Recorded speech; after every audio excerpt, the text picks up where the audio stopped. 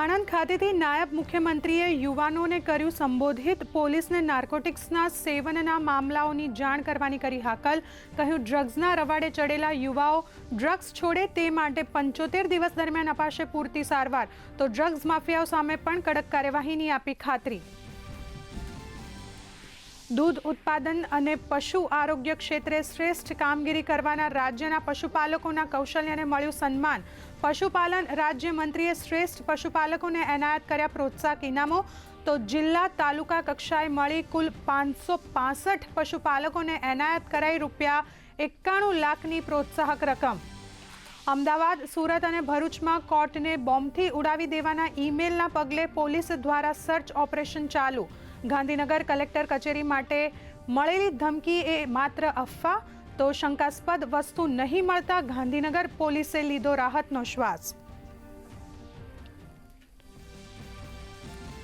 નાગરિકોના આરોગ્ય સાથે ચેડા કરતા એકમ સામે પંચમહાલ એસઓજી પોલીસ અને ફૂડ એન્ડ ડ્રગ્સ વિભાગની સંયુક્ત કાર્યવાહી. ગોધરા તાલુકાના ગોવિંદી ગામેથી મળ્યો 105 કિલોગ્રામ શંકાસ્પદ પનીરનો જથ્થો. વધુ તપાસ માટે નમૂનાઓ લેબોરેટરીમાં મોકલાયા.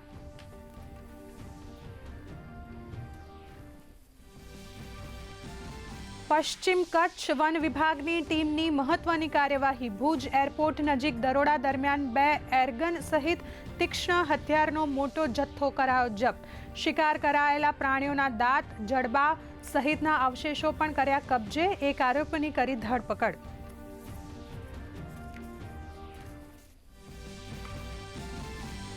તમિલનાડુની સ્ટાલિન સરકારને મોટો ઝટકો. મદ્રાસ હાઈકોર્ટની મદુરાઈ બેન્ચે તિરુપરમકુન્દ્રમ ટેકરી ઉપર દીપથુન સ્તંભ પર દીવા પ્રગટાવવાની મંજૂરીને આપ્યું સમર્થન. રાજ્ય સરકારની કરી આકરી ટીકા.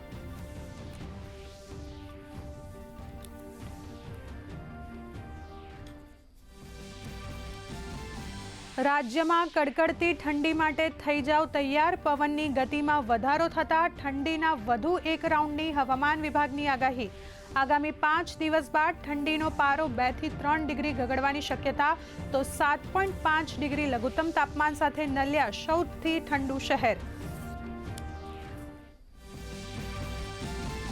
અને સોના ચાંદીમાં અવિરત તેજીનો દોર યથાવત. ચાંદીના ભાવમાં કિલો દીઠ ₹1500 થી વધુનો ઉછાળો નોંધાતા 2,48,000 ને પાર પહોંચ્યું.